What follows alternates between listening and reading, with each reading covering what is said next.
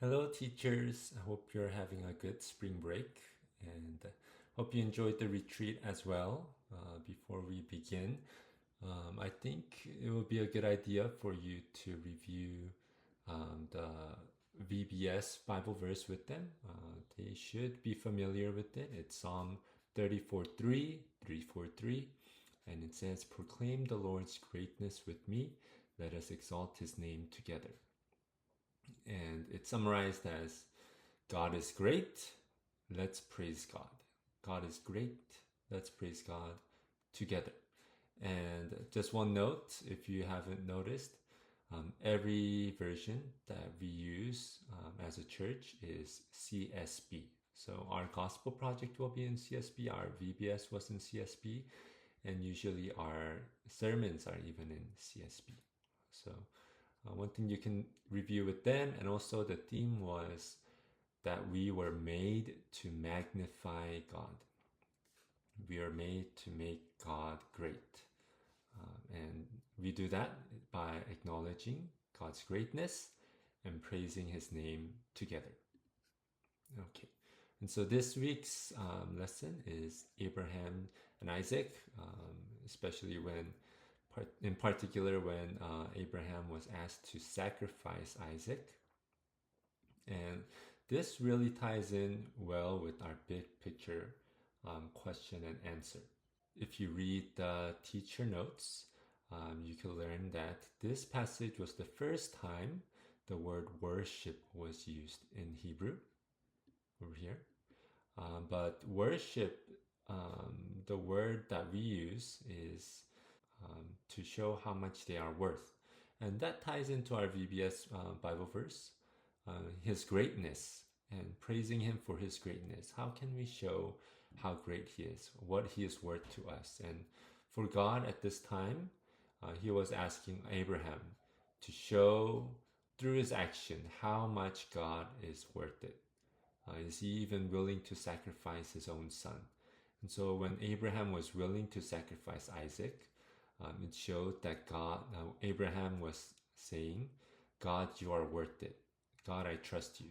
I trust your goodwill, even though I don't understand it, even though this is difficult, because I look at my past and see that you've made the impossible happen. You've been so faithful to me. You've allowed me and Sarah to bear a child so far past childbearing age. And just looking at the past allows me to trust you and trust that you keep your promises because you are faithful. So, just like Abraham, I believe we also can have this mindset when we face difficult choices or when we have a decision to worship him or not, to show him his worth. We can look back to what God has already done for us, not only in our lifetime, but what God was willing to do by giving his son, Jesus Christ, for us. In Romans 8:32, it says, "He did not even spare his own son, but gave him up for us all. How will he not also with him grant us everything?" So if God was not even willing to spare his own son for us who were sinners, how will not he give us everything, so much more? Because he has already given us the greatest thing, the most costly thing, his very own son. So when we look back at the cross, we could trust that God will keep his promise, even though we don't understand it, even though it is difficult, because he has already proven faithful in our lives. So a big picture question and answer is very relevant for today, and also tying to the gospel will be very relevant because this is a perfect picture of what God did for us. In the end, God provides a ram for Abraham so that Isaac was not sacrificed. It was never God's intent for Isaac to be sacrificed, but it was a test. But Abraham also trusted that God would provide a sacrifice for them. And in Hebrews 11:19, it says, he even believed that God would raise Isaac from the dead if it came to it. So Abraham did not doubt at all, it seems. After receiving this command to sacrifice his son, Abraham woke up early in the morning and just left and obeyed. He did not dwell on it. He did not think about it, but he just simply obeyed. And he was able to do that because he knew God's faithfulness.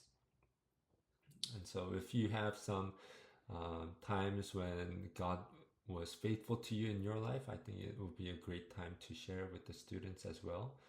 Sometime that God answered your prayers or came through. But ultimately, those things point to his faithfulness, but the cross of Christ is what all believers can point to, no matter what situation they find themselves in. So I hope you enjoy your lesson this week, and I'll be praying for you. Thank you.